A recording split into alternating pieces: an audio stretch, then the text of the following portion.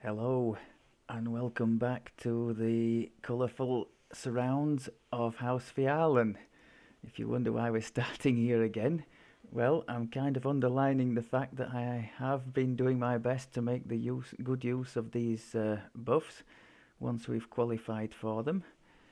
I've just realised there's something not right on the enhancements there. I respect the trees for the umpteenth time. Okay, so we've made it to level 10.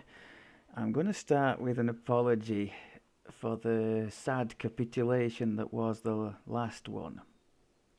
Looking back at it, I mean, there's plenty of stuff I could have tried to do better, like not standing in the line of all the stuff at the back that was slowly frittering away our health point pool. But even that said, I was just kind of. It felt like I was kind of banging my head against the wall. Uh, the last two quests are fairly representative of what was happening, and I tried everything. I tried going. Let's just show you so you can see what I'm talking about. I tried going all out in the cat tree for a bit more speed, and there's a spell-like ability in here. We got vigor. That didn't work. I tried using hirelings, believe it or not, despite my aversion to these characters. But I couldn't do the traditional thing of just leaving them at the entrance and bringing them to me to top up because I just wasn't surviving, a big encounter with a couple of crowns and that was it. If I didn't get a heal in the middle of that, it was game over. So I was having to bring the hireling with me and do my best to protect it, poor Samuel. And he was obviously dying quite regularly, which put my very poor uh, chance to use a scroll of raised dead to the test. 40 is actually good. I think that's a 50 with the planar gird heroism, and that's as good as it's been for me in this life. That's also cheating with the persuasion item. If I didn't have that, it would be a 25. So you can see, not great. Not great at all. So where was I at? Yes, an apology in general for the state of things, but I do think that notwithstanding the poor gameplay and the silly sort of bloody-minded refusing to use hireling and that kind of thing, I mean this character leveling up without heals is crying out for a group or a hireling to help him. Really, I mean there's just nothing else. I mean, I still don't have even a cure moderate spell. I think they only come available at level 3 spells for the ranger. And even if I did, and even if I had it quickened, I don't have quicken. Still, in combat with the Reaper nerf, I don't think it would be doing much good for us. Not much more than these Cure Series potions are. So I don't think that would be a very decent solution. So yes, I tried in the cat tree, didn't really find too much joy there. I tried going all out in this one, as I think you know, in the Tempest tree. I tried with the Growing Storm. That in itself wasn't bad, but there was nothing else really at tier 4 that took my fancy. So I thought, right, we're going to go into Deepwood and see what we can do there. And slowly but surely, things began to improve. There's some defense in there, some extra hit points and PRR. You can see now our... Well, it's certainly not amazing, but in Reaper it's a little bit better. But it's something. The reflex save is pretty good. This is another apology. I completely neglected to mention that at level 9, the ranger, of course, gets evasion. So that's another very decent layer of defense, especially against the traps. Also, what's this? This is another thing. Oh yes, at level 9 you add the second layer of Reaper cores, these two, and then at level 10, which we've just got now, the second tier of the main trees. So obviously nothing in the caster tree. I've just put that there to give us an extra boost. Now I'm pleased to say this is one of the positives. I've always been one for ignoring boosts, but such has been the desperate need for putting things down quickly because we just have no crowd control. I've regularly found myself exhausting all these. So I've got the ranged power in the in the Deepwood tree, haste boost in the Tempest tree, and these Reaper's Strike. My preferred go-to in against a nasty group with a Reaper or a couple of crowns is Reaper's Strike on top of haste boost. It does hasten the whirlwind attack as well, so that's quite nice to have. And I try and keep the whirlwind attack and cat scratch on cooldown all the time when I'm surrounded.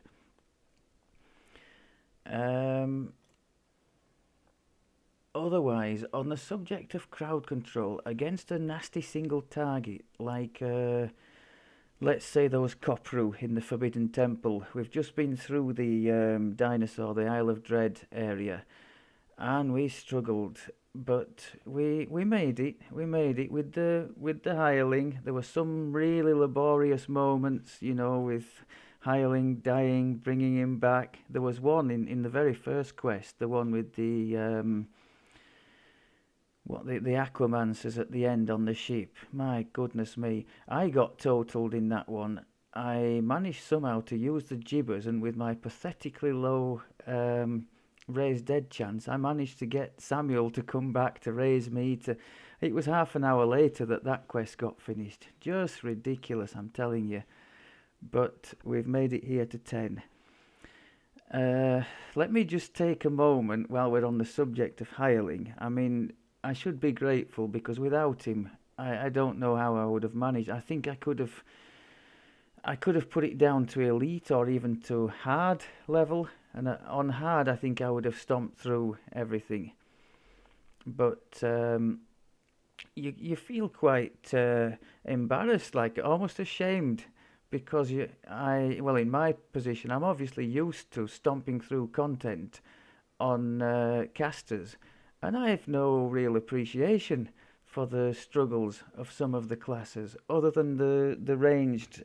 This is much like the range. It is better, especially now we've got Whirlwind, we've got some AoE. The ranged builds don't start to get like IPS until later on, do they? But even so, it has been pretty tough, and it makes me think, because it's the first time I've played with hirelings for a very long time, and I know I'm telling you what you already know, but the hireling AI is just utterly lamentable. To give you a few, for instances, like standing right next to you when you're getting like chunked down 1/3 of your health, 2/3 of your health, and down to maybe the last 50 health, and still no incoming heal. And I'm thinking the bugger's just going to stand there and watch us die. And sure enough, he did. I did it as a bit of an experiment rather than, make him heal. So I can totally understand why some of you hotkey somehow the hireling heal to some sort of a key. I would like to be able to do that in this situation, but it's beyond my know-how to do so. So that was one of them.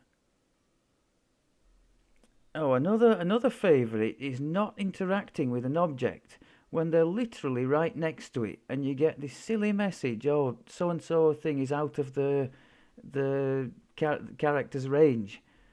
And I'm thinking, he stood next to it. He stood right next to it, whether it's a rest shrine or a lever. And then on the subject of rest shrines, in the last quest, the last one before I've come to you now, the Forbidden Temple. I've been holding all this inside, so you'll have to excuse me the little mini rant. The Forbidden Temple, that section with all the Kopru and the crystals you've got to break on the sides.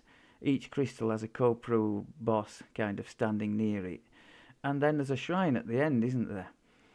Well, I I was halfway into the room. My hireling had died in the acid, predictably.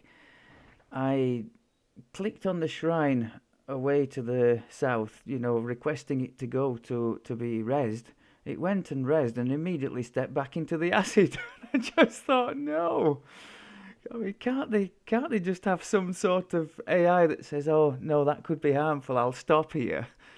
But no. Oh dear. Yeah, the joys of hirelings. I I even made a little note. I was stopped at the bank before uh, recording started, and I was standing next to somebody from a guild called Lowered Expectations, and I thought that's very apt for this life, because the expectations have to be lowered. I mean, that goes back to something I was saying earlier about, being almost embarrassed to fail on Reaper 1 or even on Elite, been failing. And yeah, I'm not comparing like with like. It's not a fair comparison. Uh, for instance, a Warlock at level 10, you only need Everhard's Tentacles and that's it, game over basically, isn't it? So you start thinking, oh, I can just own this game. And then you go in with a character like this one, you think, well, what's happened to me? Have I just got terrible overnight? No, you haven't. It's just the circumstances have changed. So our job here is to do the best we can to put it right and to see if further down the line we can bring the advantages back into our court, so to speak. So that's what I'm going to do my best to do. You've heard already in a previous episode about my plan for level 12 for some nice weapons. I've got those crafted and ready to go. It will be very nice not to have to swap things about all the time to suit the situation, although the setup with the ferrocrystal scimitars for ooze in particular was excellent. That dealt with it really well and there was no problem with weapon damage at all. Speaking of weapon damage, I've had no problem with having things break in the middle of quests or anything like that. No problem at all.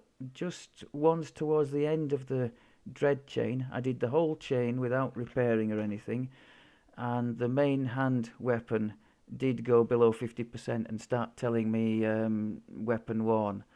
But never, not near zero and more than manageable without that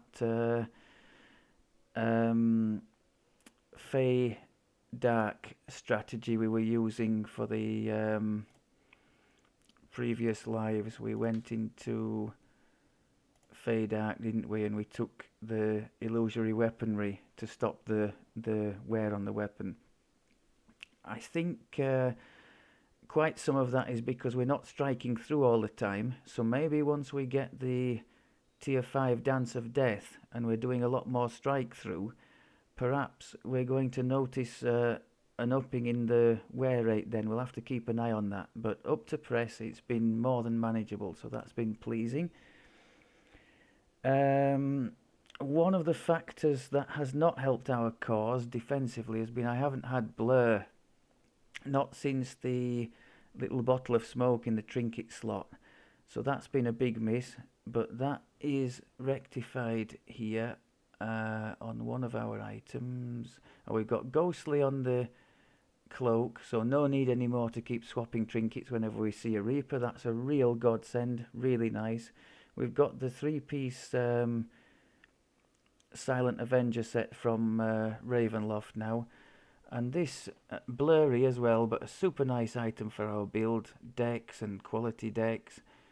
Just really, really nice. That, yeah, still not bad.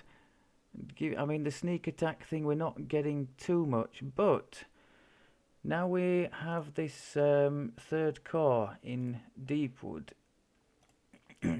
That one there. We are getting some joy with nasty single targets doing less damage to us. We're managing to get them to turn away from us, and when we follow it with this tendon cut, that works against end bosses as well. I was wondering initially how come the Tempest or the melee ranger doesn't get an equivalent to this, which is the ranged version, but they do much lower down. It's that tendon cut, but it's got to be on a sneak attack. So you've got to go for the old 1-2 exposing strike to bluff the target and make it vulnerable to sneak attack, and then the tendon cut. And that feels great when you get it to work on a boss. And slow movement for 10 seconds. That's very nice. See, I've had something positive to say. I'm hoping I've got some more here noted. Let's have a look.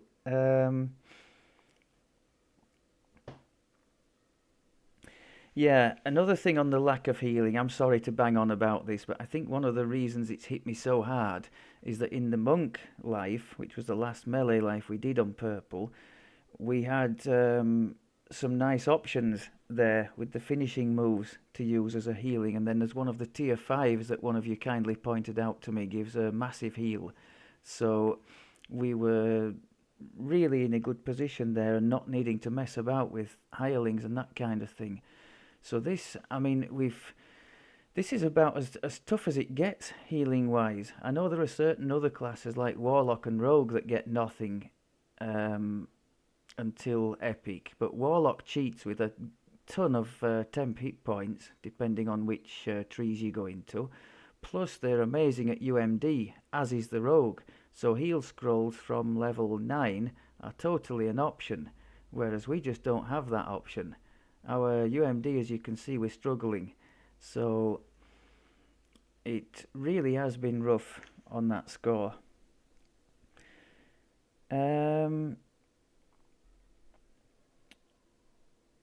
I mentioned that already.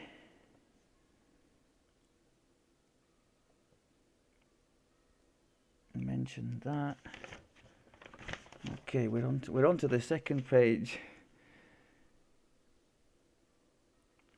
Yeah, all the struggles here so far have made me think that if I had my time again, I absolutely definitely would have done the iconic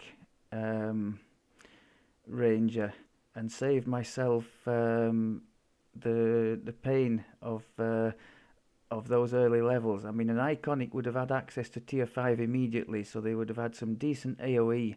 You could have had whirling attack, you could have had the spring attack as well. Yeah, you could have been starting off from a much nicer base than we have. And you could have had the exposing strike too in this core, as well as the tier 5s in there. I'm not sure whether it's worthwhile to go up there, spend all those points for the what is it, 1, 2, 3, 4, 7 in all to hit and damage, but for 10 points total, I don't know. I'd like to hear your opinions on that, whether it's worthwhile. I suppose, like anything, it depends on what the opportunity cost is, where else we would spend these points. We'll have to see. But yes, knowing what I know now, an iconic would have been much more expedient, shall we say. But perhaps maybe not so good for the series, because the series is kind of based around the full life and the experiences, and both positive and less so. So it's certainly been the most challenging 1 to 10 I have done, probably since my very first lives in the game with a paladin trapper that just got hammered on the lower difficulties. I mentioned that. Oh yeah, a little mention on the infamous Kopru balls, as I'll call them. You know those magic balls they throw out that drain your charisma, I think it is. In Legendary, it's massive amounts that they drain, maybe even one-shot helpless for many people. I did notice that when you're in melee range of the things, I don't know if it's because I had a hireling in the background that they were shooting at or something, But they seemed to be the targeting seemed to be off. They weren't targeting me with the balls, or maybe when you're meleeing them, they can't do them. I don't know, but I seem to have a lot better time of it close range than I do further away for some reason with them. So yes, let's have a quick look at the enhancements in Deepwood. The first three cores are just sneak attack, which we do get to use now when we've done the exposing strike. That's on a fairly short cooldown, and against nasty targets, when followed especially by the tendon cut, and can slow the movement down, that's pretty good. So that's something I've learnt to use and use well. And just put, I could have gone in there 3 dice, 3 points for 1 sneak attack, but we're really not making too much use of sneak attack, so I didn't bother with that. Instead, a bit more armor class and saves when attacked by a favoured enemy. This line is all hit points and PRR, especially if wearing light armor. It's nice. So we've got 60 hit points and is it 12 PRR in total for taking that line. The killer line, many of you will be familiar with. 20% extra bonus to double strike when that's fully stacked, so that's nice. A bit more damage. I took a point in Dex, but then I altered the... Oh no, that's right. A point in Dex to get us to an even number, because we've got 2 Dex in Reaper trees, so we'll be at an even number there. And we've kept the haste boost, the cores in Tempest that are needed for using the scimitars, and also this very nice improved defense, which is helping us to deflect arrows every 2 seconds, because we've got deflect arrows, remember, from the cat tree still, and a sneak attack dice. The cat tree, by the way, if you add racial points, it does have some really tasty stuff in. You can have evasion in there if your class doesn't natively get it. You can have extra damage as well, hit and damage with all these weapons. It's not bad at all. And then if you really do have points to burn, you can get this really nice speed boost thing too. That was ever so nice. I was sorry to lose that.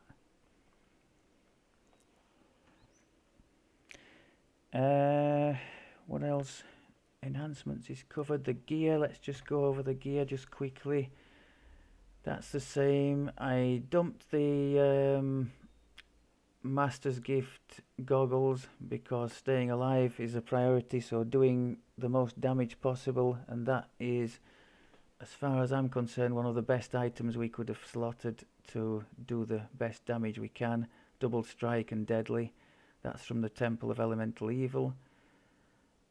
Armor, as mentioned, from the Ravenloft. All sorts of nice things there, as well as Profane 1 is nice. The cap is still the Isle of Dread one. Very nice. Again, insightful Dex. Great for our build. Shield bonus is nice, but it won't stack with the shield from... the Shield of Whirling Steel here, so unfortunately we don't get too much extra out of that, but the True Seeing is very helpful. That one was mainly for Charisma casters, but I'm keeping it there for some con, and also for the Charisma to help our poor UMD out. Quality Fort, Sheltering Resistance, nice little item, and Fire Resistance as well, for if and when our Fialan buffs run out. Deception and Ghostly. Ghostly especially mega useful on there. Accuracy augment there, in case we don't have accuracy anywhere else. I'm not sure on that. Maybe we don't actually, so that's good to have. Blurry, Dex, Dodge, all very nice for us. Cold resistance 2. Oh, we do have accuracy, so that other accuracy is redundant. Snow peak speed on there, I think I mentioned that earlier. This one is just for the healing amp. The rest of it is completely redundant for us. Actually, no. Wisdom 5 will give us a bit more on will save, so that's not terrible. I'm guessing you'll be familiar with these boots. Freedom of movement, very nice to have. We've suffered, we've been hit by slow spells and these kinds of things. Various traps and hold person. Sadly, we're only wearing this for one level before it gets replaced by the golden greaves that I love to wear from 11 to the cap. 15 DR, very nice item. So I will sacrifice freedom of movement for that. That one I think you've seen before. Seeker, the Demon Heart Emerald isn't bad for temporary hit points, and the strength is okay to allow us to pick up all sorts of random stuff from the chests and just sell it on. That's a pair of braces I had lying around. Some of it's redundant, but insightful MRR isn't bad, and spell saves, a nice little bonus on top of the standard saves if the damage is coming from a spell, or the save is coming from a spell rather. It doesn't have to be damage. Quick check on the stats. So Dex 40, not terrible. Con 30, not terrible either. The reflex save with evasion is in a pretty good place. Just the acid resist that's not particularly amazing. This class does get resist energies as a spell, and I'll be taking that further on down the line. Right, let's take our buffs. Let's go quickly to the ship, because those are running out too. I've actually done some planning here. I'm going to take us to the ship, get the ship buffs, and the quest I have planned is literally just outside the ship portal in the area we are going to. In the time it takes me to get up to the captain, can you guess where we're going? It's obviously a level 8 quest, as we are level 10.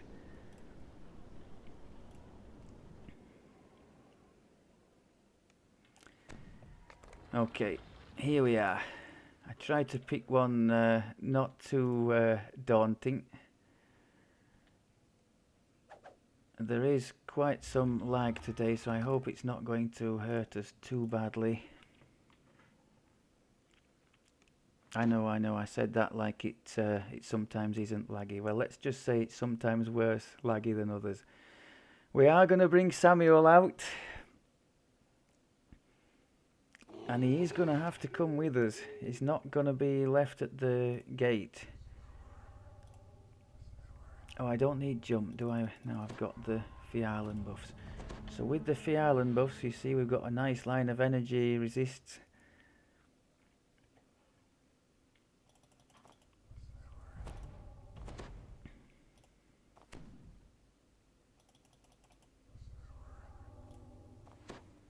Still with the same weapons.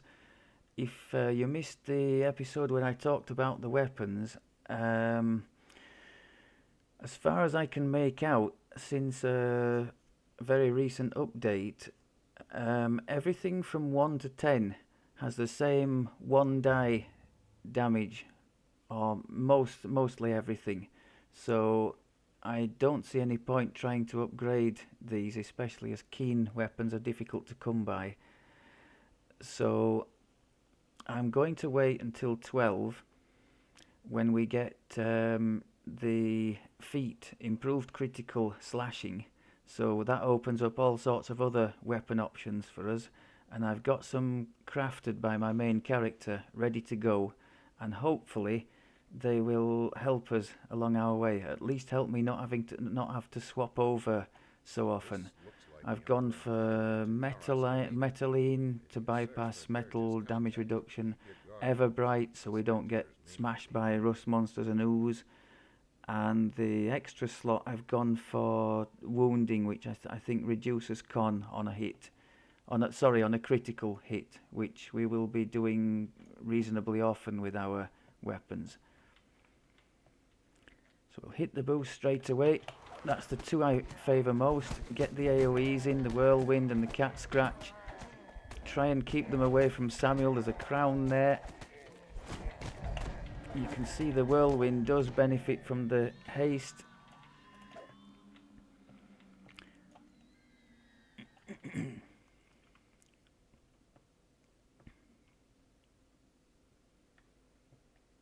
It's kind of turning every quest into a protect the NPC quest. I'm going to use the melee power. Very wary of these crowns because they can really spoil your day. Now that's a boss. Let me try and show you the... I don't think he's going to last long enough. Well, that's a good thing. I was going to try and show you the old one too. You'll get to see it. Can we show you on this character perhaps? If we go with the... Right. So 1, 2... And did you, yeah, you saw the little icon there, so he's been slowed down. And you heard the little ting of the tendon cut or whatever it is. And that works against red end bosses. I didn't know that, and I'm very pleased to discover that. Especially as I'm in the face of said bosses when it's happening.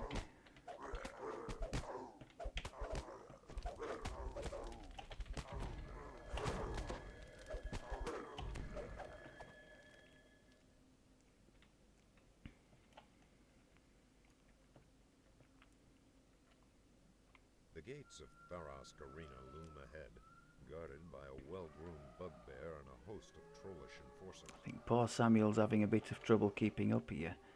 Monstrous spectators I know what you're thinking, that I'm hoping he does something really stupid so it can just add fuel to the flame. Not that at all. I'm hoping he comes up and heals us.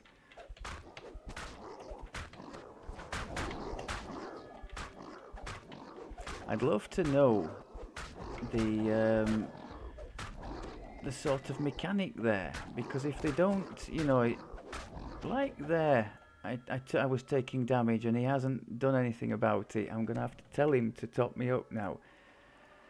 But when you're sort of down to a third of your health and he's standing right next to you and he still does nothing about it, I'm left thinking, well, what's the... Not let you inside. What's going on here? Oh God. Okay. Oh, it's because we killed the registry guy, isn't it? Instead of... Now this is another problem. Samuel's in trouble now.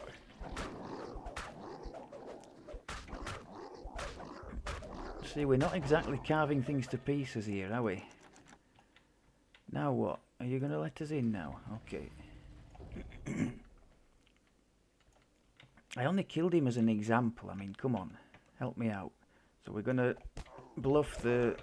Oh no, I bluffed the wrong one. I was going for the crown and missed him.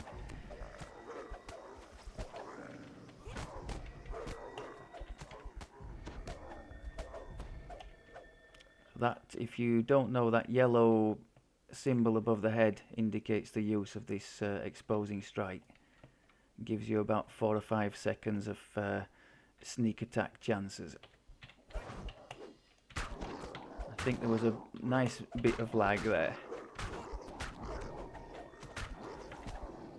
And we should be seeing, yeah, you can see all the double strike symbols going in there. That's the killer from the deep wood tree, making good for us. I'm trying not to lean too heavily on the boost.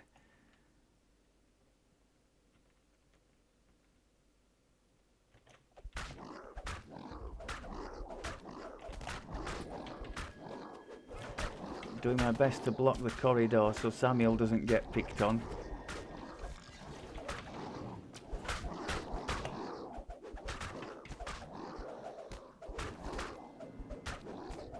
I tried to use the tendon. I don't know what's happening there. Big lag, I think. Tried to use the tendon cut on the crown there, and it didn't work. Maybe if you miss the attack, it doesn't work. I guess that's logical. And he still hasn't healed me. He's stood there watching. I've been defending him all this time. Let's try it against this guy. 1, 2. Yeah, there you go. You heard it there. Somewhat overkill, but it does work rather nicely, that. Unfortunately, that's on more than double the cooldown of the exposing strike, so we can't sort of repeat it as much as we would like against a big boss.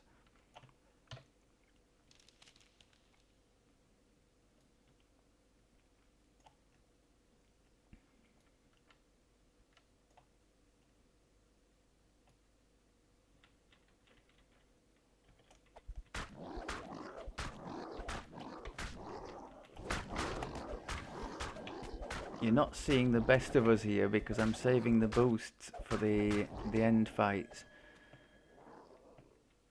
You notice words etched above this gate. Ready room 3. Oh, 3. I've still got some more to go.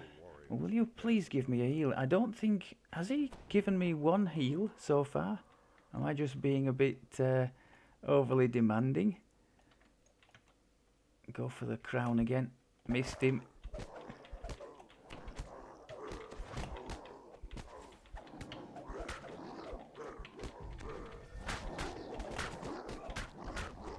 Doing my best to make use of the whirlwind and cat scratch whenever possible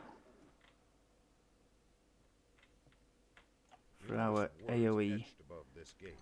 Ready room 1. Inside, scarred and muscular. Come on then, wait restless. get some Reaper Strike in here.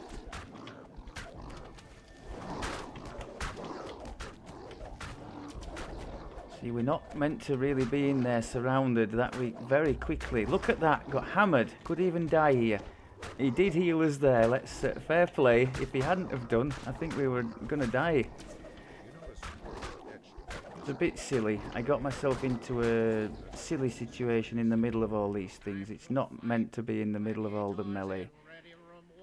Also, I had a haste boost there I could and should have used to help us.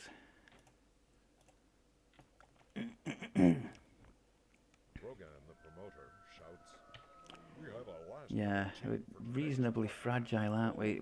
As the character will be. I've noticed, I mentioned to you when I started this series, one of the reasons for doing it was our bear has a character at the cap at the moment, a Tempest. So I wanted to look into the class a bit more, to understand it a bit better, and she's trying to play that like she does some of her more tanky builds, and it's meeting the same fate I am. It's just not suitable, I don't think, for going in the middle of all the crowds.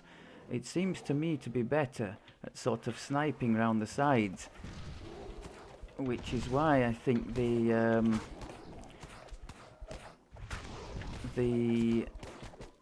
oh, Samuel's gonna die now. Oh, that's not good. I should have protected Samuel instead of just running around randomly. That's my bad. It's why I think the what's it called, that jumping strike or whatever it is, the feat you can get, spring attack, would be suitable for our build, because the passive on that, as I mentioned previously, has 60%. Come on, hurry up, get him back. Oh no, last chance, Samuel. Heal yourself. Come on, heal yourself. About time. Put the glasses back. Yeah, the passive on spring attack gives... I'm just going to defend him now. Means when you move and attack, you don't get any penalty, the passive on the spring attack. So that would be very nice to have. Okay, that went a bit better. So Samuel, if I can get you to stand here, then I can defend you a bit easily. That's what I should have done in the first place. But again, all this sort of clunky stuff, put the hireling here, do this, do that, reminds me very much of that children's programme when I was a youngster. It was called Nightmare, spelt KN with like knight in shining armour, and you literally had to guide somebody in a... The person's eyes were blindfolded, and you had to guide them round the dungeon. 2 steps forward, step right, go forward, stop, go right. And that's how it feels to be with these hirelings. You just can't let them do anything independently. Oh my god, took a big shot there. Samuel, can you help us?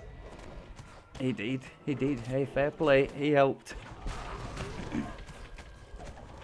I think again, you can see, without him, we would have been either struggling or dead there. It doesn't help that I left a crown at the back. Oh god, and another crown here. We've run out of boosts. We've only got 1 boost left, so I'm going to have to save that for the end. And the movement on that thing, now for a ranged character or a caster it wouldn't matter, but you become very aware as a melee. Same with these little dinosaurs or the bullywugs hopping all over the place. It becomes really frustrating. You're sort of jumping here and trying to get them and jumping there, and they're going away from you. Add to that the casters in your group sort of attracting things and running them all over the place. And it's that's kind of a melee's lot in life, isn't it? Some of the recordings I watch back of my caster druid in our groups running away from things, and there's the poor melee running along behind trying to catch it up. So I can totally understand. Let's get the Hood of Unrest out, see if we can trigger our last boost. See, we hamstrung Deadheart the Unbeaten there. Gave him a movement penalty, which was a damn good thing to do, I think. So at least we ended on a positive. Let's make sure we complete the quest before something horrible happens, like this lot catch me with no boost and kill us all. Which totally could happen. Let's try and protect Samuel to the death. To the death, Samuel. Come on.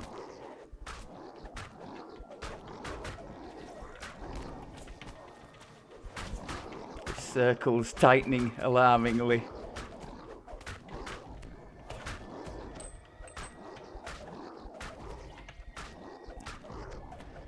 Okay, we'll take it. I'm not going to go wandering around looking for any chests or anything. I still maintain that if we don't have a DDO, so we can't do it. If you DDO out of here and go out that way, these noises in the back of the crowd persist after you get out of the dungeon, and if you go and do 1 or 2 other dungeons, you've still got this shrieking in the background, so there's something not quite right there. But I guess that's small potatoes against some of the other things that are plaguing the game at present. I think you saw enough there to see, well, to know that without the hirelings' help, there's no way we were completing that without dying. No way at all. So this character, in heroic at least, definitely needs help from either a hireling or a group.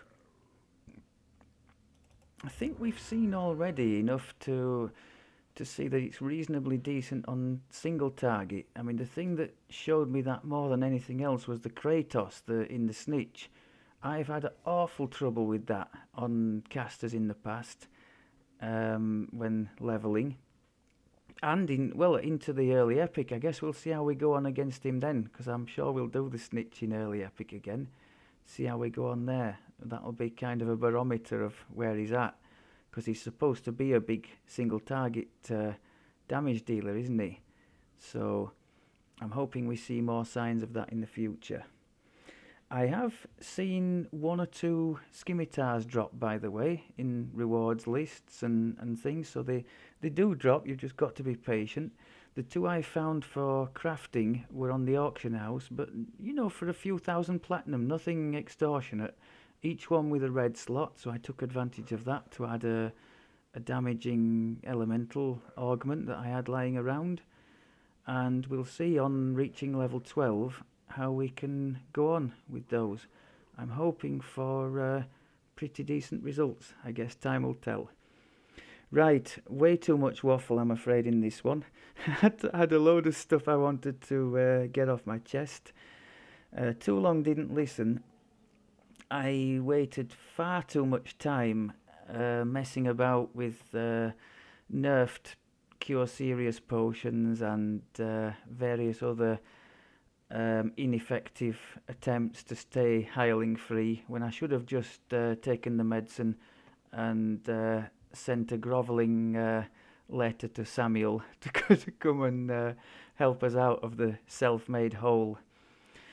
What have we got coming up? We've got the rest of Kundarak. What else do we do as level 8? Do you know? I can't quite remember.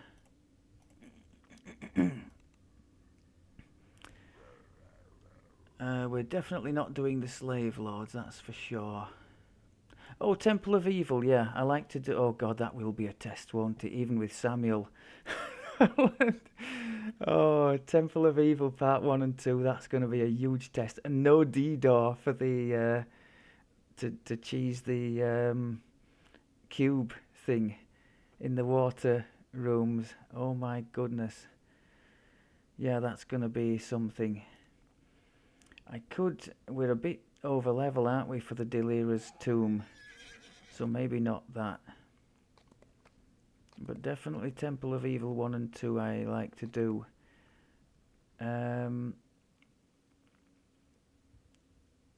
Otherwise, we could have a go at... we could have a go at the Night Revels before it finishes. That might be a thing. I don't know if I'd be allowed to bring Samuel in there. I guess they're classed as quests, aren't they? So maybe I could. And see how we go on there. I wouldn't do anything crazy, just like 5 levels above our current one. One of our group was asking if you could put a heroic character in there and complete it with an epic 32. Obviously you'd get no ingredients, but we were wondering what the experience given would be then. I have a feeling if you're heroic, it gets capped at still a decent amount, but only heroic level. You don't get like the 200,000. Is it 200? No, is it 100,000 a quest? Oh, in some cases, closer to 200,000. I think that an epic character would, doing them at 37. If anybody has an answer on that, please leave it in the comments. I'd be interested to know. And now it really is game over for tonight. Thank you very much as always for looking, and I will speak to you in the next one. Take care.